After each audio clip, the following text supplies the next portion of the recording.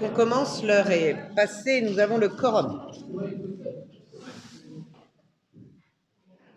On va procéder donc à l'appel, comme d'habitude.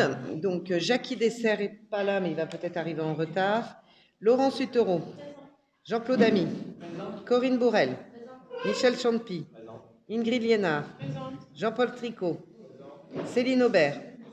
Mahmoud Cachou est absent et a donné pouvoir à Madame Liénard. Françoise Chantoiseau. Alexandra Corbeau est absente et a donné pouvoir à Monsieur Tricot. Philippe Delaunay. Louis-Jean de Nicolaï. Je n'ai pas vu. William Derouet.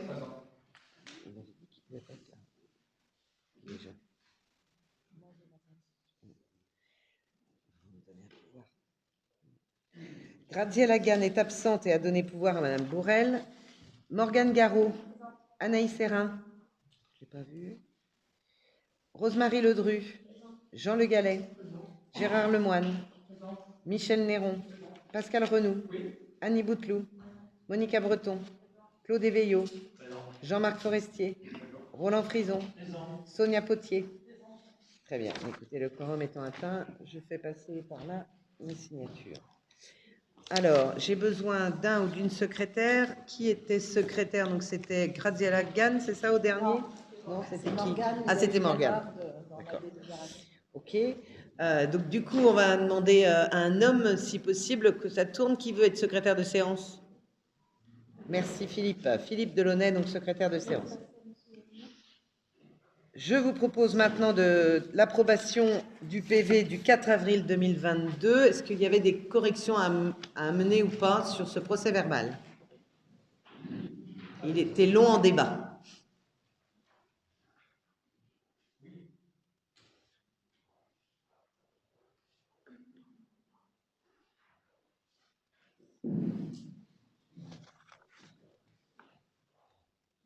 Sur la première page, concernant la présence à la commission des finances, dont je ne fais pas partie. Lorsque vous avez été élu maire la première fois, au départ de M. Nicolai, on n'avait pas laissé la possibilité de remplacer. Mais lors de ce mandat, au moment de la mise en place, et nous sommes tous fait la réflexion en sortant, sur le moment on n'a pas réagi, vous nous aviez accordé ce droit. Donc on a cherché dans tous les papiers, en fait, on n'a nulle part c'est noté. Là, maintenant, vous nous aviez accordé ce droit.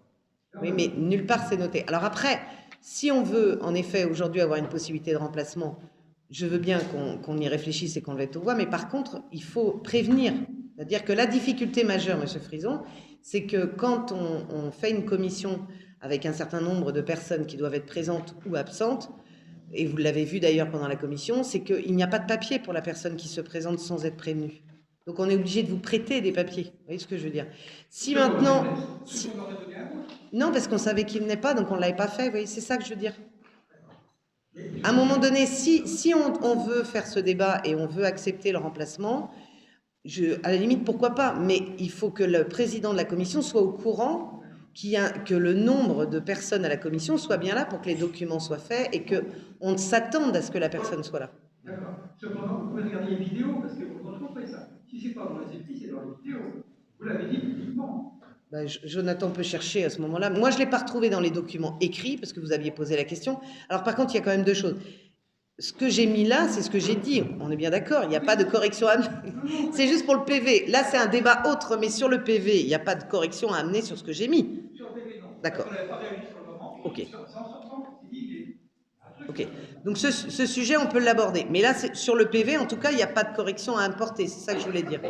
Juste une chose, je confirme ce que dit M. le Président.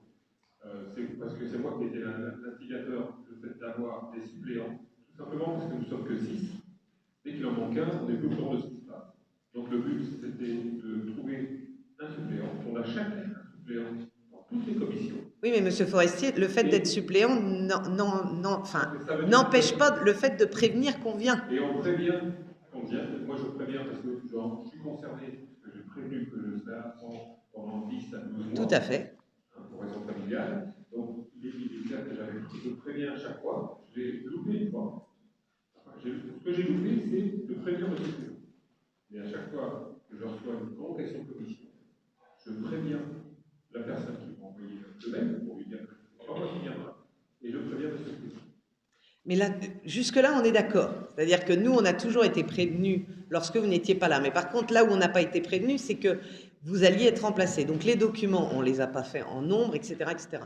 Et c'est vrai que la dernière fois, je crois que c'est même Madame Hutereau qui a dû vous donner les documents. Enfin, à un moment donné, je demande à ce que ce soit plus simple pour les présidents de commission de savoir qui est là. Enfin, je vais retrouver le document parce que je l'ai cherché. Je l'ai cherché sous format informatique, je ne l'ai pas retrouvé. Mais je l'ai sous format papier, je vais le rechercher et je vous le montrerai. Donc donc je redis, Monsieur Forestier, si on est d'accord pour ça, il faut que le remplaçant ou le suppléant, si vous préférez, prévienne de sa présence. Voilà. Parce que vous prévenez bien de votre absence. Donc nous, on sait combien on a de personnes en commission, et en fait, quand Monsieur Frison arrive sans avoir prévenu, du coup, on se retrouve en difficulté, en tout cas pour les papiers, et puis même, je trouve que c'est plus correct pour le président de savoir qui est autour de la table. Voilà. Si ce sera fait, on le fera dans la. Donc, je reviens sur le PV. Est-ce qu'il y avait des modifications à faire sinon en dehors de ça? Non. Très bien. Donc, je vous propose de le passer aux voix. Qui vote contre? Qui s'abstient? Je vous remercie. Donc, on va passer à l'ordre du jour, à voter aussi. Donc, l'ordre du jour est le suivant. En affaires générales, nous avons un point sur l'éclairage public de la ville. En affaires financières, nous avons la vente d'un panneau de score, l'actualisation de prix de cession. En ressources humaines, nous avons des ouvertures et des fermetures de postes suite à des avancements de grade. En urbanisme, nous avons l'acquisition des voiries de la Cité des Quatre Vents, Cité Genêt et Cité Bruyère, numérotation des bâtiments industriels, numérotation de la gendarmerie et demande d'inscription des chemins au plan départemental des itinéraires de promenade et de randonnée. Enfin, en informations diverses, on vous fera un point sur les décisions qui ont été prises dans le cadre de mes délégations. Pas de questions particulières sur cet ordre du jour. Je vous propose de le passer aux voix. Qui vote contre? Qui s'abstient? Je vous remercie. Alors, le premier point, donc, c'est l'éclairage public de la ville. Je vous rappelle que lors de la séance du 29 novembre, nous avions sollicité votre avis sur la modification des horaires de l'éclairage public. Nous avions retenu donc en semaine du lundi au vendredi de 6h à 23h et le week-end à partir du vendredi soir de 7h30 à minuit 30. Parallèlement, comme je vous l'avais annoncé, nous avons fait une enquête sur numérique, Vouter, auprès de la population. Et les résultats de cette enquête nous disent qu'en semaine du lundi au vendredi matin, ils souhaiteraient de 6h30 à 23h et le week-end à partir du vendredi soir de 7h30 à minuit. Donc il y a une différence entre notre proposition et les propositions de la population. Donc je souhaiterais que nous définissions ce soir les horaires exacts pour pouvoir le mettre en place. Voilà. Est-ce que vous voulez prendre la parole par rapport à ça? Donc la différence, c'est que en semaine, donc ils souhaiteraient l'éclairage public à partir de 6h30, alors que nous, on avait proposé 6h. Et la deuxième différence, c'est qu'ils souhaitaient le week-end qu'on arrête en fait l'éclairage à minuit, et nous avions proposé minuit 30. Est-ce que nous partons sur la proposition des habitants ou sur la nôtre? Il faut prendre le micro, Sonia, s'il te plaît, parce que sinon on ne va pas t'entendre sur la vidéo. Moi, je voterais plus pour celle qu'on avait votée, nous, en tant qu'élu, parce qu'il faut penser aussi aux gens qui travaillent, qui se lèvent tôt le matin pour aller travailler. Des fois, c'est pas très pratique quand il n'y a pas trop de lumière. Donc, les habitants, ok, ils ont leur choix, mais pensez aussi à ceux qui travaillent quand même de temps en temps. Et les scolaires, merci Pascal. Est-ce que quelqu'un d'autre veut intervenir? Mais par contre, il faut prendre le micro, s'il vous plaît. Tu peux intervenir, Ingrid, mais il faut juste que tu prennes le micro.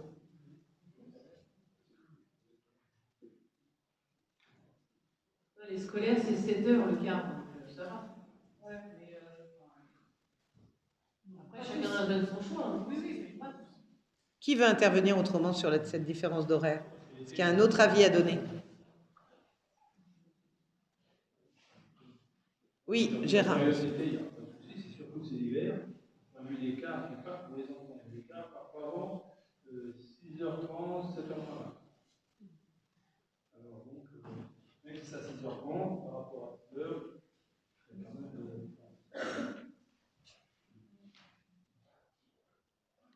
Monsieur Lemoine. Oui, je souhaiterais que ça se termine pendant le week-end de 7h30 à 0h30. La fin du spectacle puisse terminer très tard, mais il est nécessaire d'avoir la lumière. Alors, en gros, vous me proposez une troisième solution, c'est ça? Si je comprends bien, parce que moi, j'essaye de comprendre vos propositions.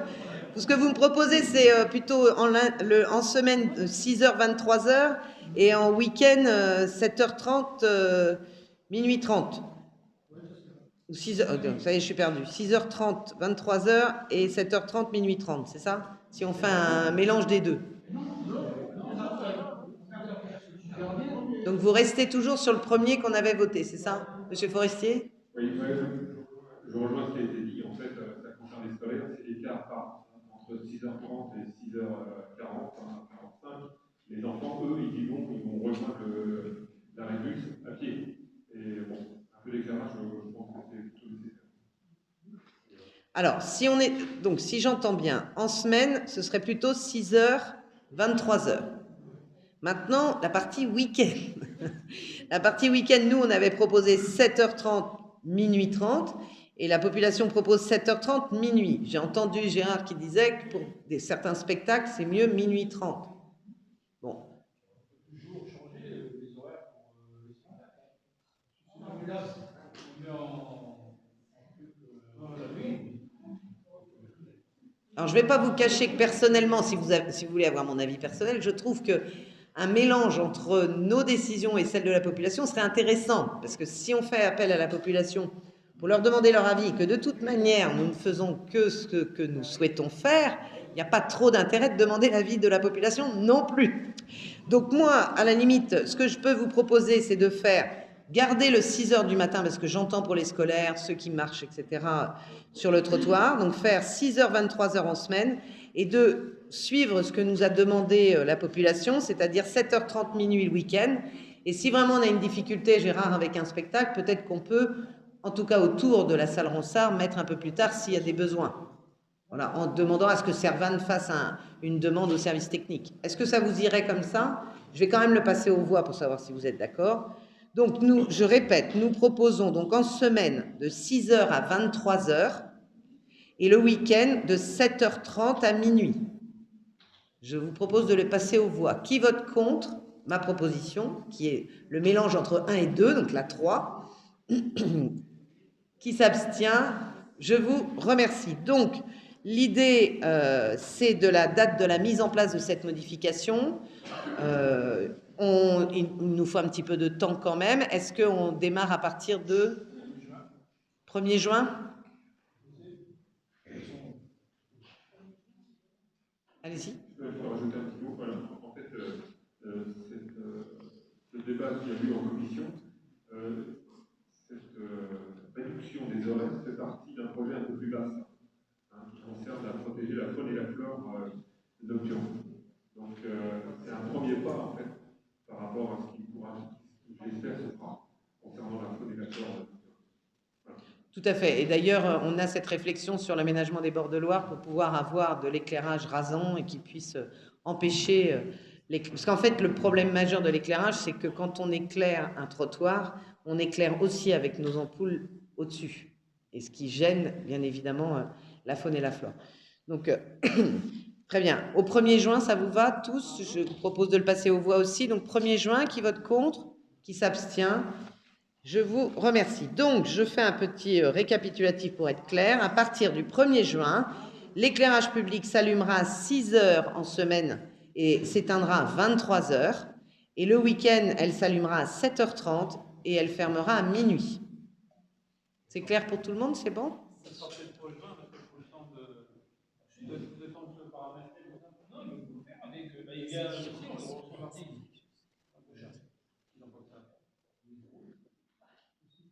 On va essayer de le faire pour le 1er juin. Voilà, c'est mieux? Voilà. Très bien. Alors, le point suivant. 6h30 en mois de juin, ça sert à rien. Non, mais ça date. Oui. Alors, je rappelle quand même que notre éclairage public s'allume quand il fait nuit et s'éteint quand il fait jour. Donc, les décisions qu'on a prises aujourd'hui, si le jour se lève avant 6h, enfin, non, si le jour s'éteint avant 23h, ça va s'allumer, et l'inverse aussi vaut. D'accord ? Ce sont des horaires fixes, mais qui s'adaptent en fonction de la luminosité. D'accord ? Donc, je vous propose de passer au point suivant, les affaires financières. On vous propose de vendre un panneau de score Baudet du gymnase à la ville d'Aubigné-Racan. Donc, la ville d'Aubigné-Racan souhaite acquérir un panneau que nous n'utilisons plus aujourd'hui. On vous propose de le vendre pour 100 € à la commune d'Aubigné-Racan qui, elle, en a besoin. Pas de question particulière. Il ne sert plus aujourd'hui pour nous. C'est un tableau de score. Pas de question particulière. Je vous propose de le passer aux voix. Qui vote contre? Qui s'abstient? Je vous remercie. Alors, l'actualisation du prix de cession des terrains situés dans la zone industrielle des Tourelles. Donc, je vous rappelle qu'on a des terrains aujourd'hui derrière les bâtiments construits. Et donc, on a eu l'avis favorable du permis d'aménager. Donc, maintenant, il faut actualiser le prix de cession de ces terrains qu'on vous propose à 5 € du mètre carré. Est-ce que vous avez des questions par rapport à cette... Donc, on est bien d'accord, ce sont les terrains derrière les bâtiments qu'on a construits et ce sont pour des entreprises qui vont venir construire. Donc, chaque parcelle sont délimitées, vont être reliées par des routes et puis assainies, il y aura l'assainissement, etc. et l'éclairage public. Voilà. Tout va arriver au pied des terrains, en fait. Après, l'aménagement intérieur, c'est de la responsabilité de la personne qui achète le terrain. Avez-vous des questions par rapport à ce prix? Oui. Est-ce que ça correspond au prix marché ou c'est un peu au-dessus, en dessous? C'est bien dans la moyenne. C'est-à-dire que c'est un petit peu au-dessus de certains et c'est un petit peu en dessous d'autres.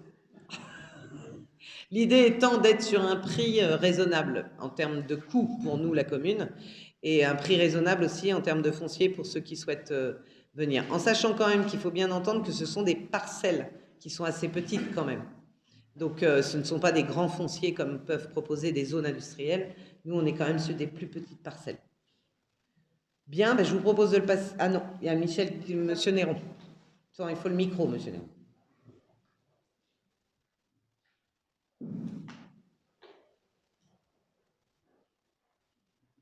Je précise simplement que c'est 5 € hors taxe. Oui. Il y aura la TVA en plus. Oui, on part toujours hors taxe au conseil municipal, mais évidemment, la personne qui achète paiera la TVA. Bien, écoutez, je vous propose de le passer aux voix. Qui vote contre? Qui s'abstient? Je vous remercie. Ça va nous permettre, évidemment, aujourd'hui, de le commercialiser et d'en faire la promotion. En ressources humaines, nous avons des ouvertures et des fermetures de postes suite aux avancements de grade. Alors, je fais un petit rappel. Chaque année, nous devons voir les avancements de grade de chaque agent en fonction de son statut, de son grade, de sa fonction. Et donc, c'est à nous de voir, en fait, comment on fait pour avancer les grades. Par le passé, nous avions une situation qui avait été votée par la commune qui acceptait un avancement de grade par, on va dire, un avancement de grade par grade et par statut, ce qui mettait en difficulté un certain nombre d'agents, puisque sur les services techniques, par exemple, nous avons 10 agents qui ont le même stade, et le même grade et le même statut. Donc, potentiellement, si nous en acceptons un, il faut 10 ans pour que tout le monde puisse être avancé. Donc, nous avons, rappelez-vous, voté ici en conseil municipal que nous avions donné à 100% les possibilités d'avancement de grade. L'idée étant pour nous, et c'est la deuxième année consécutive, de ramener un certain équilibre chez nos agents et surtout faire en sorte que des agents qui n'ont pas avancé de grade depuis plus de 15 ans aient un avancement de grade, et c'est plutôt normal et c'est valorisant. Et ça permet aussi d'avoir des équipes qui ont encore plus envie de travailler puisqu'ils vont avancer dans les grades. Donc aujourd'hui, au vu des tableaux des emplois, ce qu'on vous propose aujourd'hui, à compter du 1er juin 2022, on vous propose l'ouverture de 5 postes au grade d'adjoint technique principal, un poste au grade d'adjoint administratif. Donc ça fait 6 postes, d'accord, qu'on ouvre. Et donc on ferme 6 postes, comprenez bien, puisqu'on les fait avancer. Donc le poste où ils sont ferme, le poste où ils vont ouvre. Et donc, à partir du 1er... Donc, 6 agents vont être avancés cette année, plus un poste au grade d'adjoint technique principal qui sera ouvert et fermé. Donc, cette année, nous avançons 7 agents de la commune. C'est un effort important. Alors, c'est un effort financier, puisqu'un avancement de grade, c'est aussi une augmentation de salaire. Mais je pense que c'est important aussi, au vu des situations d'un certain nombre d'agents qui sont depuis des années ici et qui n'ont jamais avancé de grade, c'est quand même normal de rééquilibrer, en fait, quand même, les équipes. Voilà. Est-ce que vous avez des questions par rapport à ça? Non. Je vous propose de le passer aux voix, du coup. Donc, qui vote contre? Qui s'abstient? Je vous remercie, pour les agents aussi, bien évidemment. On va pouvoir les informer. Alors, en urbanisme, donc on a l'acquisition des voiries de la cité des Quatre Vents, de la cité des Genêts et de la cité des Breuets. Alors, sur la commune, on a 3 programmes qui sont encore régis par des conventions de location de voiries. Sarthe Habitat a sollicité la commune pour une cession de ces voiries. Alors, l'acquisition se fera au prix d'1 € symbolique et les frais d'acte seront à la charge de Sarthe Habitat, puisqu'il nous redonne cette voirie, qui n'est pas forcément très bon état, mais qui nous permettra, nous, en tout cas, de l'entretenir et d'y intervenir, puisque aujourd'hui, un habitant de la cité des Breuets, parfois, ne comprend pas pourquoi la voirie au pied de son immeuble est en très mauvais état et la voirie juste à côté est en très bon état, mais tout simplement parce qu'elle n'est pas communale. Mais ça, c'est compliqué de comprendre pour un habitant. La voirie, pour eux, c'est tout le temps communal. Donc, ce n'est pas un cadeau. D'accord, puisque même si on nous le donne à 1 € symbolique, ce n'est pas un cadeau, je tiens à le dire, parce que les frais que ça va engendrer sont importants. Néanmoins, je pense que pour le bien-être de nos habitants et pour le bien-être aussi des personnes qui marchent sur ces voiries et qui peuvent potentiellement avoir des accidents au vu de l'état de la voirie, c'est important pour nous de prendre nos responsabilités et de le faire. Mais j'ouvre le débat si vous avez des questions ou si vous avez des remarques à faire sur ce sujet. Qui veut intervenir? Personne? Bon, bah écoutez, je vous propose de le passer aux voix. Donc, qui vote contre? Qui s'abstient? Je vous remercie. Et donc, ces voiries pour 1 € symbolique rentreront dans la voirie communale.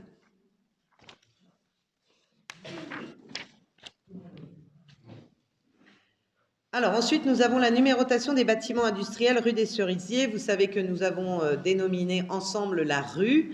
Maintenant, il faut donner des numéros. Et ces numéros, c'est une numérotation qui est importante pour que chaque entreprise qui achète et qui installe son siège social doit avoir absolument une adresse. Sinon, il ne peut pas définir son siège social dans l'entreprise. Donc, c'est important, si on veut louer rapidement, d'avoir une numérotation et une reconnaissance par la poste pour le courrier. Voilà, donc on vous propose d'attribuer donc pour le lot 1 les numéros 2 et 4 rue des Cerisiers, puisque je vous rappelle que chaque bâtiment que nous avons construit peut être scindé en 2 pour 2 entreprises, donc nous sommes obligés d'avoir 2 numéros à chaque fois.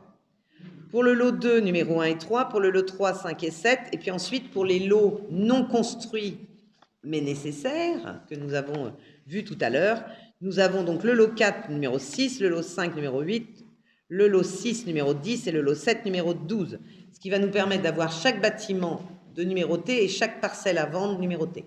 Oui, j'ai pas compris la logique. Le 1, 3, 7, 5. Parce que c'est d'un côté pair et impair, vous savez, de chaque côté de la voirie. 1, 3, 7, 5. Regardez, quand vous tournez là, 2, 4, 6, 8, 10, 12, ça va, ça marche bien, je comprends bien. 1, 3, 7, 5, je ne comprends pas.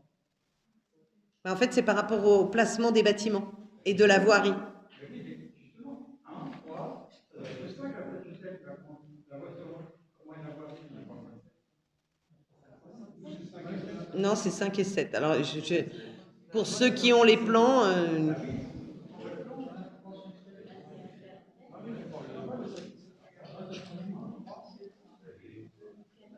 on a travaillé sur le dossier, normalement, c'est bon.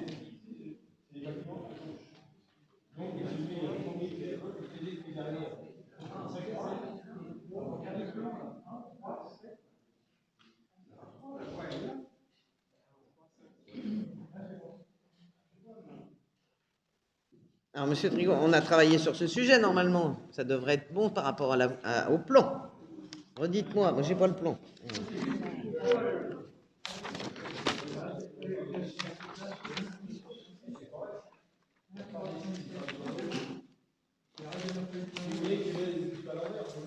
Alors, quand vous rentrez dans la voirie, le bâtiment de gauche est numéro 1. Jusque-là, il n'y a pas de souci. Le bâtiment de droite, il est numéro 2. Le bâtiment ensuite, il est numéro 3. Et le bâtiment ensuite est numéro 4. 2 bâtiments, on a 1, 2, 3, 4. Vous êtes d'accord? Jusque-là, c'est bon. Ensuite, sur le côté droit, on est toujours en paire. C'est un terrain, donc on est à 6, 8, 10, 12. Jusque-là, pas de problème. Et quand on reprend la voirie, en fait, quand vous tournez ensuite, on arrive à 5 et 7. Alors, vous auriez pu me dire ça peut être échangé, mais en fait, non, parce que le numéro 5 est devant la voirie principale. Ben, en fait, là, devant la voirie principale ici.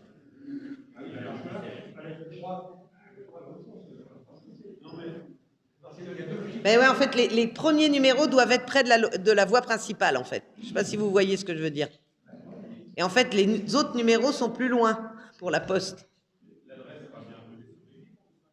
Oui. Mais oui. L'accès est par le 7 et non par le boulevard des... Voilà. Oui, mais nous, on nous a demandé l'inverse. Bon. Ouais, l'important, c'est que le courrier arrive. Hein. Le plus important pour moi, c'est ça. Voilà. Bon. En tout cas, les numéros sont donnés. Je vous propose du coup de passer aux voix ces numéros. Qui est contre? Qui s'abstient? Je vous remercie. Ensuite, nous avons la numérotation aussi de la gendarmerie et de ses logements, puisque c'était une seule parcelle. Et nous avons aujourd'hui une parcelle qui va contenir plusieurs logements. Donc nous sommes obligés, bien évidemment, pour le courrier aussi, d'avoir une numérotation. Alors, considérant la construction de la future gendarmerie, donc je vous propose d'attribuer le numéro 1 pour la gendarmerie, c'est-à-dire pour le bâtiment de travail des gendarmes. Et le numéro 3 pour les logements qui se rapportent aux parcelles cadastrées. Pourquoi je vous explique ça? Parce qu'en fait, la gendarmerie aura toutes ses boîtes aux lettres sur la rue des quais. D'accord? La poste n'a pas le droit de rentrer dans la parcelle pour aller distribuer le courrier. Donc on va avoir en gros une plaque avec plein de boîtes aux lettres. D'accord? Donc le numéro, ça va être le numéro 3, et puis ensuite il y aura 3A, 3B, 3C, 3D, 3I, jusqu'au bout des logements en fait. Voilà. Mais on ne peut pas avoir un numéro par boîte aux lettres puisque ce sera au même endroit. Voilà. C'est comme, si vous voulez, c'est le même système qu'un immeuble. Vous avez une adresse et puis ensuite vous avez les numéros à l'intérieur de l'immeuble. Et il y a 2 portails, c'est pour ça qu'il y a le numéro 1 et le numéro 3, et le numéro 2 étant de l'autre côté de la voirie, puisqu'on reste toujours pair ou impair.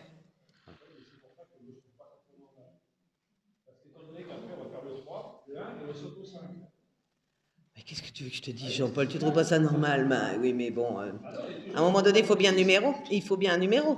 Oui, mais peut-être qu'on aurait dû mettre le 1 au logement et le 3 à la caserne de gendarmerie. Ben non, parce que tu rentres pas par ce côté-là, puisque la voirie va être fermée en bas. Oui, mais après, tu continues, c'est le 5, on monte le boulevard de l'Hospice. 5, 7, et après, il y a plus de ça. Ben oui, mais... Voilà, on fait à l'envers, on fait pas. On fait comme tu dis, 1 gendarmerie, 3 le... Voilà.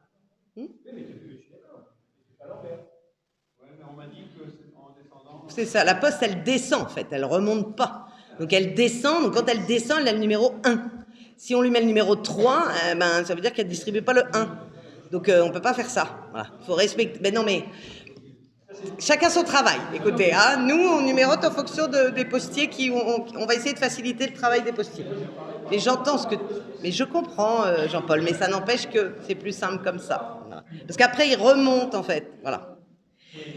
Bien, oui. La maison, c'est quel numéro? Quelle maison? Le petit château, là.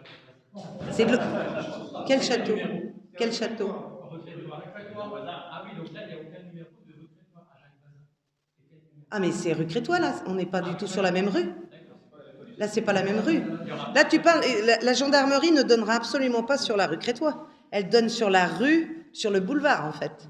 La fin du boulevard de l'Hospice. Voilà, c'est pas du tout la même rue. Mais alors, le numéro de monsieur Voisin, je ne sais pas. Mais on peut lui demander, mais je ne sais pas. Mais il doit en avoir un déjà, puisque sa maison était déjà existante. Il n'y a pas de souci. Bon, je vous propose en tout cas de voter pour ces numéros 1 et 3. Donc, qui est contre? Qui s'abstient? Je vous remercie. Ensuite, nous avons la demande d'inscription des chemins au plan départemental des itinéraires de promenade et de randonnée. Donc, on vous propose, dans le cadre des actions menées en faveur du sport, de la nature, de la randonnée, donc le conseil départemental a réalisé un plan et le met à jour.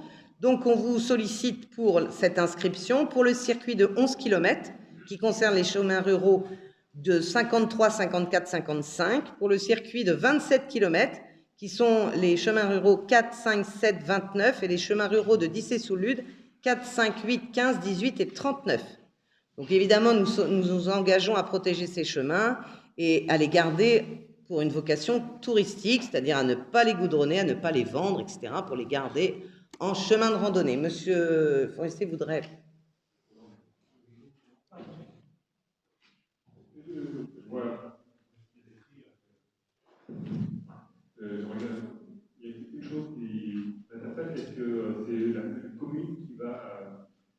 baliser les chemins. Baliser les chemins.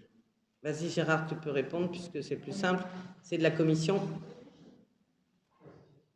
En réalité, c'est la société Randoploc du droit qui se fera le balisage. Voilà. L'association. En petite randonnée. Je suis celui qui recommande des grandes randonnées. Des randonnées de pays, y compris des randonnées. Tout ce type de ici. Donc c'est l'association de randonnée qui va s'occuper du balisage. Voilà. Avec mon collègue Michel Chou. Très bien, je vous propose de passer aux voix donc cette inscription. Qui vote contre? Qui s'abstient? Je vous remercie. Donc on a fini l'ordre du jour sur les informations prises par moi, il n'y en a pas. Voilà, donc il n'y a pas d'informations particulières. Donc je vous propose de passer directement aux questions. Monsieur Frison, vous avez le micro. Allons-y.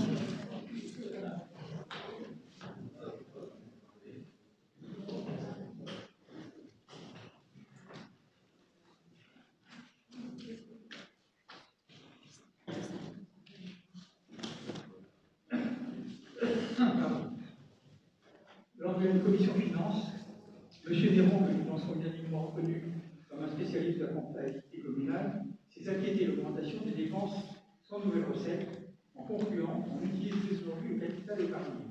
Comment pourrons-nous financer nos prochains investissements, comme l'amélioration du centre-ville? En ayant discuté avec Mme Gouverneur, il semble y avoir un désaccord. Pouvons-nous être éclairés sur ce différend? Donc je propose de passer le micro à Monsieur Néron qui vous répond et puis moi je vous répondrai après.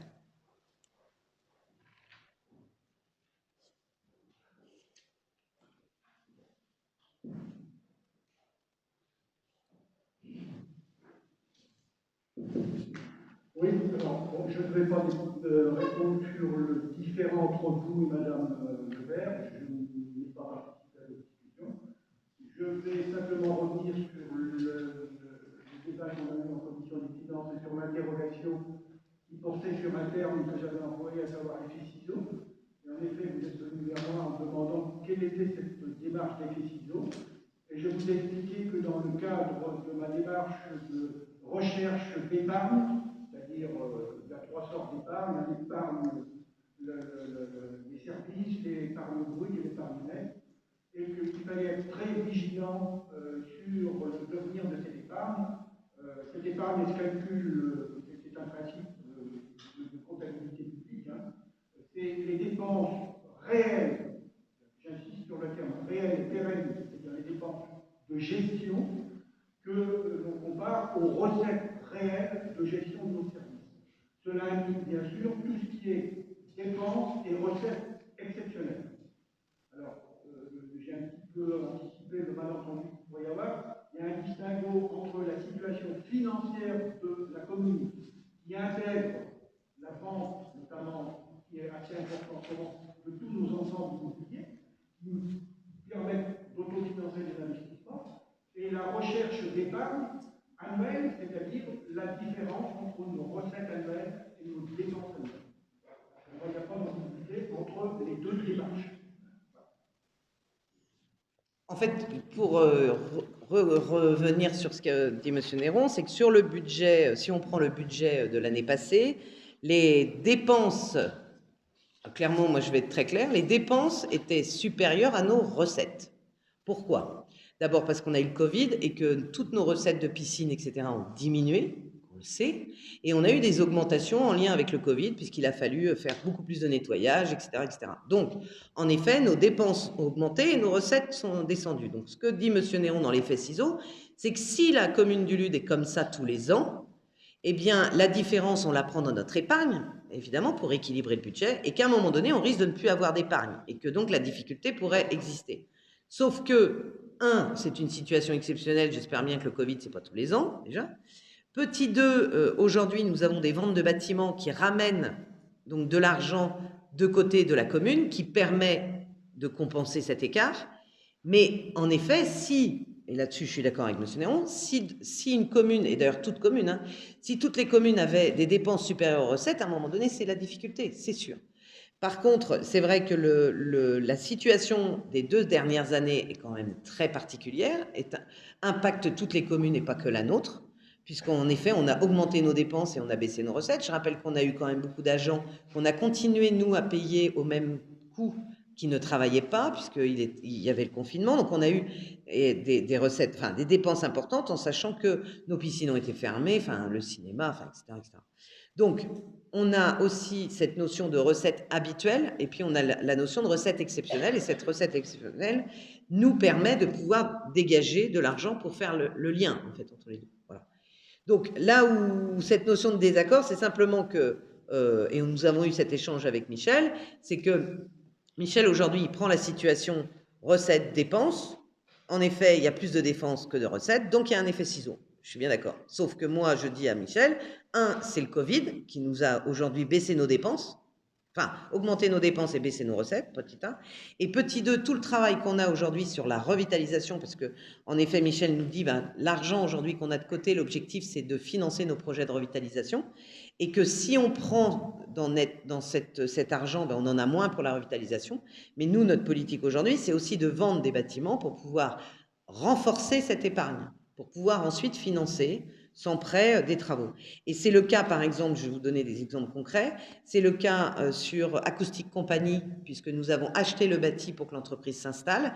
Aujourd'hui, l'entreprise s'est installée, et donc d'ici la fin de l'année, elle nous rembourse le bâtiment. Donc cet argent qu'on avait pris pour financer le bâtiment va revenir obligatoirement vers la commune.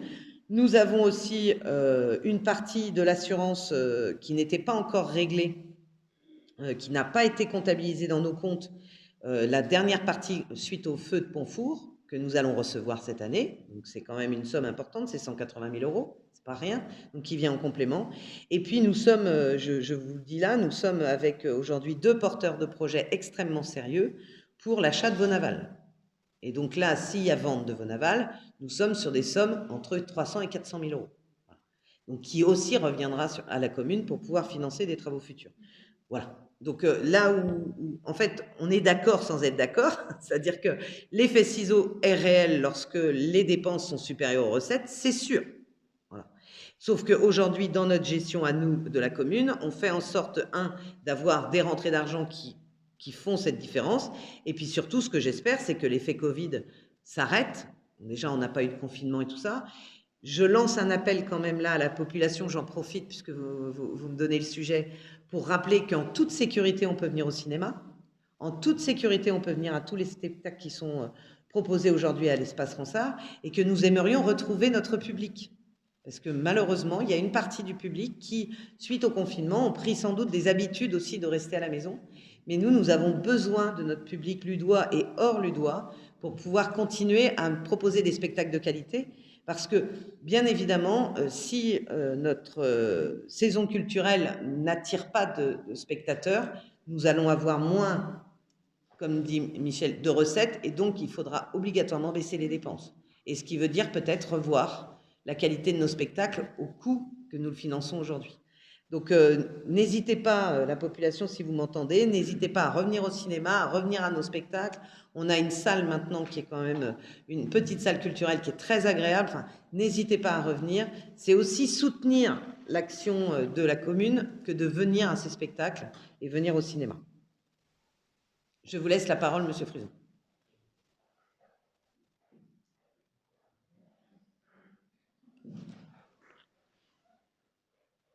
Par exemple, je viens de me réinscrire à la bibliothèque seulement la semaine dernière. Merci, Monsieur Frison. Autre question, où en est la situation de l'hôpital? Y a-t-il eu des recrutements? De plus, le dentiste ne reçoit plus le matin. Et là, il y a un gros problème, semble-t-il, par rapport à ça. Écoutez, c'est toujours compliqué, moi, de vous répondre, parce qu'aujourd'hui, nous sommes au conseil municipal, pas en conseil de surveillance de l'hôpital. La situation de l'hôpital, elle est celle qu'elle est aujourd'hui, c'est-à-dire que nous manquons toujours d'infirmières, voilà, et que nous sommes en plein recrutement. Nous avons une infirmière qui est arrivée, mais ce n'est pas suffisant pour ouvrir les lits, puisque si on réouvre les lits, ça veut dire qu'on ouvre un étage complet, donc il nous faut quand même une équipe. Donc ça, c'est quand même une difficulté. Maintenant, je ne vais pas vous cacher que ce n'est pas le LUT qui a une difficulté, c'est l'ensemble des hôpitaux de la Sarthe qui ferment des lits, malheureusement, et on voit bien tous les jours dans les journaux, on en entend parler. Donc pour l'instant, nous avons aussi vu au conseil de surveillance pour réorganiser les services pour que la tâche des infirmières soit moins lourde, pour que peut-être ça nous amène aussi des recrutements. Et alors, pour le dentiste, là, je ne peux rien vous dire. Le dentiste, c'est une profession libérale qui loue un bâtiment à l'hôpital. Et donc, en effet, on m'a dit qu'il ne recevait plus que le matin, mais je sais qu'il est en recherche d'un deuxième dentiste à installer. Donc, j'espère bien qu'il va trouver son collègue. Il semblerait qu'il travaille le matin là et qu'il dans un autre cabinet. Il a toujours été entre le Bonnétable et le Lude. Toujours. Parce qu'en fait, il vient de Bonnétable où il avait son cabinet. Et il a toujours fait, parce qu'il travaille beaucoup autour de l'handicap aussi. Il soigne beaucoup de personnes handicapées.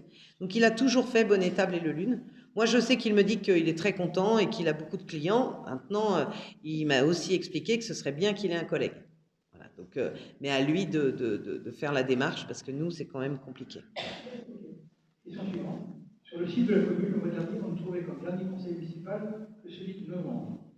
Le progrès fulgurant, voici aujourd'hui, voici celui de mars. Cependant, dans l'article 2021-25, c'est le code des collectivités secrétariales, prévoit que dans le délai d'une semaine, le compte rendu du conseil municipal est affiché à la mairie et mis en ligne sur le site internet de la commune d'Orléans. La loi ne prend pas en compte la validation de ce document au conseil suivant, et c'est le procès verbal suivant qui devrait apporter les modifications. Alors, en effet, là, vous citez la loi, mais en fait, moi, je reviens sur notre règlement intérieur que nous avons tous signé et acté. Le règlement, c'est 15 jours. Donc, on a 15 jours pour les mettre. Alors après, qu'il y ait des soucis dans la... Bon, moi, j'ai été, suite à votre question, j'ai été voir, en effet, j'ai vu tout, voilà, bon. Mais peut-être que le mois dernier, il y a eu une difficulté, c'est possible. En tout cas, nous, on a 15 jours, ça c'est sûr. Et quant au fait de la loi ne prend pas en compte la validation, en fait, sur le règlement intérieur que nous avons voté, qui a été validé en préfecture, donc qui vaut aujourd'hui fonctionnement, il est bien indiqué que donc chaque procès-verbal de séance est mis aux voix. Chaque membre du conseil municipal ne peut intervenir à cette occasion que pour une rectification de ses interventions à apporter au procès-verbal antérieur. Voilà. La rectification éventuelle est intégrée au procès-verbal antérieur par le maire et soumise au vote du conseil municipal du jour. Donc en fait, on a toujours un delta entre le procès-verbal de l'ancien conseil, etc. Ce qui est plutôt normal puisque on fait le compte-rendu, on vous l'envoie et ensuite on le revote au conseil suivant et on le remodifie, en fait. Donc ça veut dire que normalement, le procès-verbal, une fois qu'il est voté en conseil municipal, avec la modification, il est affiché. On a 15 jours dans le règlement intérieur, voilà, pour l'afficher. Alors après, si on peut faire plus vite, tant mieux, mais que 15 jours, mais... Voilà, il n'y a pas de, nous on a recherché, il n'y a pas de difficulté particulière. Par contre, sur le fait que tout n'était pas sur Internet, peut-être, c'est possible. Voilà. Mais pourtant, Jonathan, il le fait régulièrement, donc voilà. Je sais qu'on m'a fait aussi on m'a fait une réflexion aussi sur un procès-verbal qui n'avait pas été affiché à Dissé, et je l'ai constaté, et ça a été affiché de suite. Voilà. Donc, il ne faut pas hésiter à nous remonter si vous avez, j'ai pas les yeux partout, mais si vous l'avez, il ne faut pas hésiter.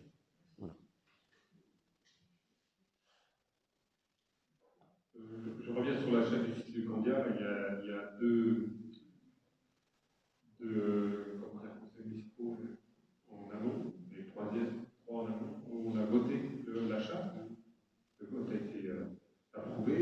Et est-ce que vous avez des délais? Alors, on a enfin une date. Alors, il faut savoir que dans le fonctionnement d'un conseil municipal, c'est qu'en fait, nous votons l'autorisation. Nous donnons l'autorisation, le conseil municipal donne l'autorisation au maire de signer l'achat ou la vente d'une parcelle. Mais entre le moment où nous donnons l'autorisation et le moment où le notaire prend en main le dossier, l'analyse, etc., et que nous avons la date de notaire, il y a des délais. Et là, en plus, on a rajouté du délai, parce que je vous rappelle qu'on l'a voté 2 fois, parce qu'il y a des problèmes de parcelles. Donc, du coup, ça a relancé. Voilà. La date, je ne l'ai pas là, mais elle est dans mon agenda. En tout cas, la date, c'est le 25 mai. Voilà. Normalement, nous signons chez le notaire le 25 mai. Ça voudrait dire que potentiellement, au début juin, nous sommes propriétaires. Et je ne vais pas vous cacher que on est pressé pour une raison toute simple. On n'est pas pressé de récupérer le cadeau, mais on est surtout pressé parce qu'on a des visites sur le site en ce moment et qu'on ne peut rien faire puisque nous ne sommes pas propriétaires. Donc, pour pouvoir protéger le site où il y a du monde qui se promène, il faut vraiment que nous soyons propriétaires pour pouvoir fermer au mieux le site. Donc le 25 mai, je croise les doigts. Question suivante. constate de plus en plus de problèmes concernant la fibre. Peu importe l'opérateur, des problèmes de connexion apparemment. Et ça, c'est la première chose. Et la deuxième, il y a des poteaux qui sont doublés, des supports béton, et ils mettent un support bois. Est-ce que c'est dans l'optique de supprimer les supports béton ou de les laisser comme? Est-ce que vous avez des réponses? Monsieur Tricot va essayer de vous répondre sur ce sujet.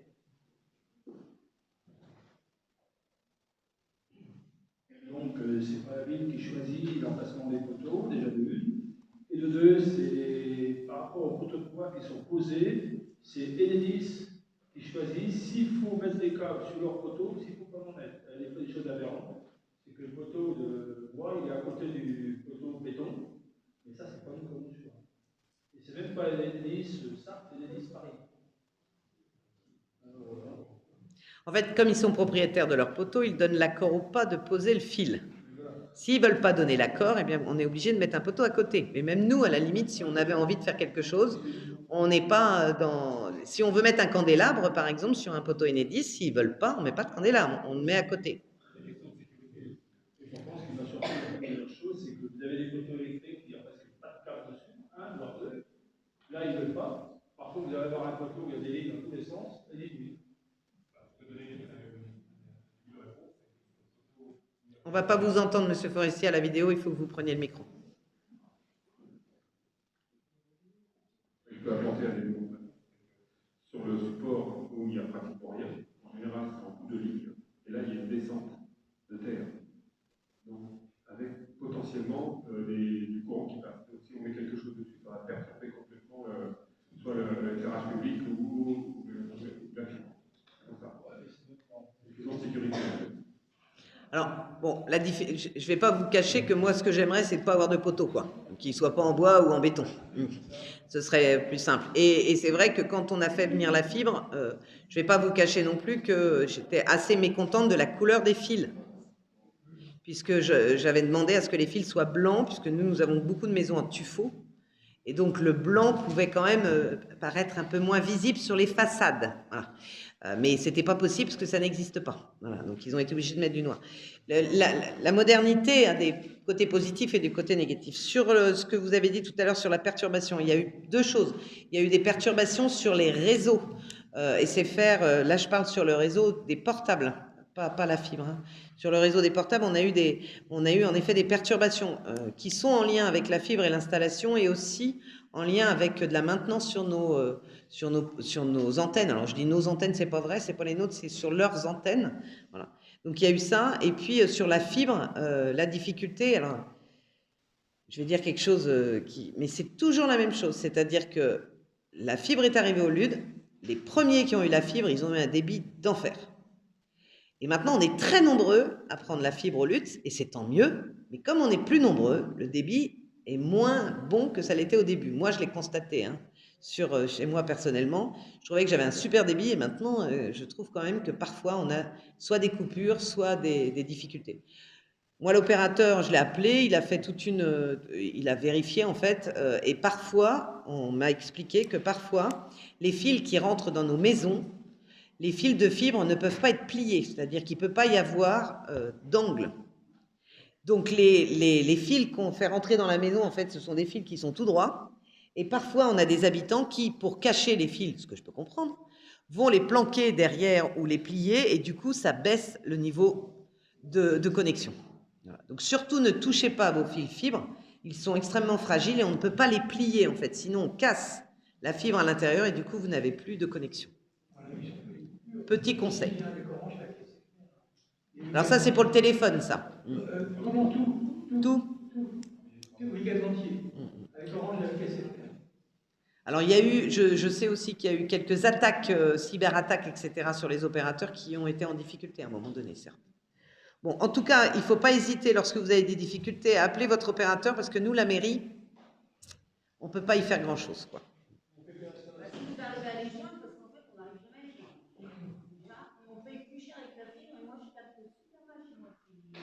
Mais il faut demander à ce que votre opérateur fasse un test sur la ligne et vérifie, parce que c'est pas normal, surtout que vous payez plus cher en effet pour la fibre. Juste une précision sur ce que vous avez dit tout à l'heure concernant les câbles blancs. n'existe pas parce que ça ne résiste pas aux UV. Donc ils deviennent noirs, évidemment. Oui, mais c'était mieux sur le tuffeau. Sur la petite cité de caractère, je trouvais ça mieux, mais bon, voilà. Ok, question suivante, du coup. Où en est la vidéosurveillance? Dans une dernière commission, il avait été dit qu'on ne pouvait rien faire contre les dépôts sauvages. Alors, à quoi servent-ils? Alors, on n'a pas de vidéosurveillance, on n'a que de la vidéoprotection chez nous. Vidéosurveillance, ça veut dire que la personne, elle est devant l'écran et elle regarde toute la journée les films qui sont faits. Nous, c'est de la vidéoprotection, c'est-à-dire que les caméras, elles filment, elles enregistrent, personne n'a le droit de voir les images. Et ensuite, lorsqu'il y a une plainte, ou nous-mêmes, nous annonçons aux gendarmes qu'il y a un dépôt sauvage, par exemple, la gendarmerie vient, c'est elle seule, hein, elle vient chercher les images pour retrouver en fait la personne qui a fait l'action, l'infraction, etc., etc. Voilà. Donc, sur les dépôts sauvages, l'exemple type, c'est que nous avons appelé la gendarmerie est venue et a récupéré les images.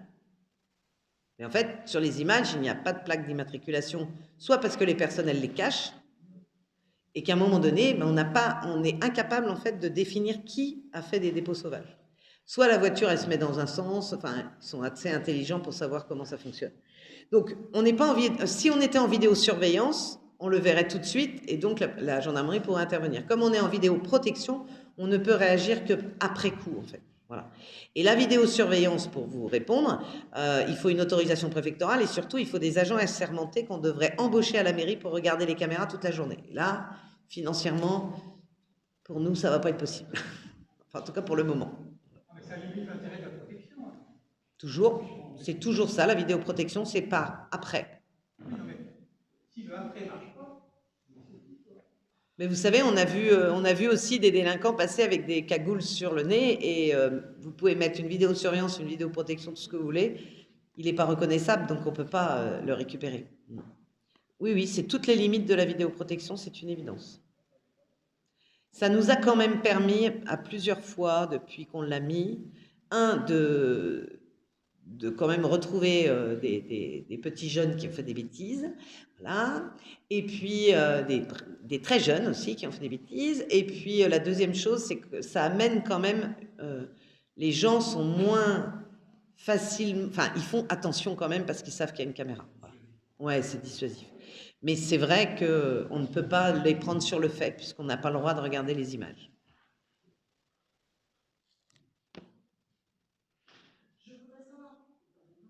Je voudrais savoir quelle est la place de lycée dans la commune nouvelle.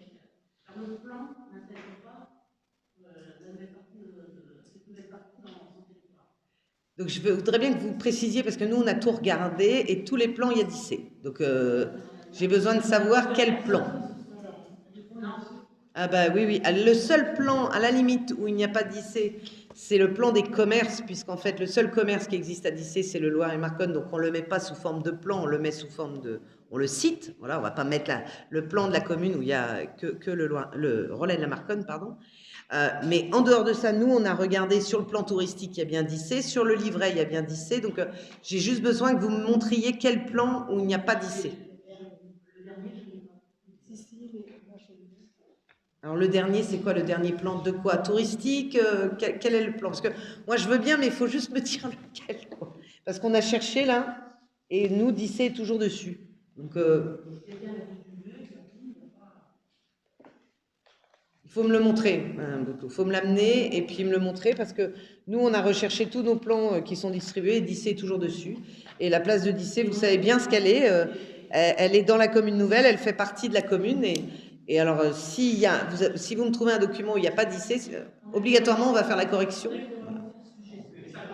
Bah oui, oui, vérifiez, puis amenez-moi le plan, sincèrement, parce que nous, on a cherché, et je fais toujours très attention, d'ailleurs, pour que d'IC soit là. Je rappelle que sur le Loir-et-Marconne, il y a toujours un emplacement pour d'IC. Enfin, au contraire, je suis allée à la cérémonie du 8 mai pour montrer aussi qu'avec Jackie, on a fait la cérémonie ensemble. d'IC fait bien partie de notre commune, il n'y a aucun souci. Donc, n'hésitez pas à m'amener le document, d'accord? On regardera, pas de souci. Pourquoi il n'y a plus de conseil à d'IC? Il n'y a plus de conseil à d'IC parce qu'on n'a pas Internet à d'IC. Tant qu'on n'aura pas un réseau important à d'IC. En fait, je vous rappelle que nous avons commencé à filmer les conseils municipaux pendant le Covid. et que si vous regardez derrière vous, nous avons 2 habitants qui sont dans le public, voilà. Et nous avons remarqué que lorsque nous faisons la vidéo, nous avons plus d'une centaine de personnes qui viennent regarder le conseil municipal. L'objectif premier pour nous, c'est quand même, le conseil municipal doit être le lieu où on informe nos habitants.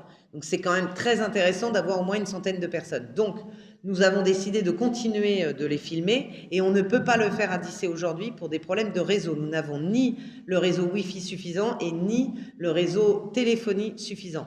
Il y a une antenne qui a été montée à Dissé il n'y a pas si longtemps que ça. J'espère qu'elle va nous aider peut-être à avoir un réseau, en tout cas 4G, qui nous permettra de faire la vidéo. Dès qu'on pourra le faire, on ira à Dissé. Aucun problème. D'ailleurs, la salle est très bien. Au contraire, et on y était très bien. Donc, il n'y a pas de souci. C'est vraiment un problème technique aujourd'hui. Qui sera le prochain candidat pour votre remplacement si vous êtes élu? Sachant que l'inquiétude est grande, y compris dans votre majorité.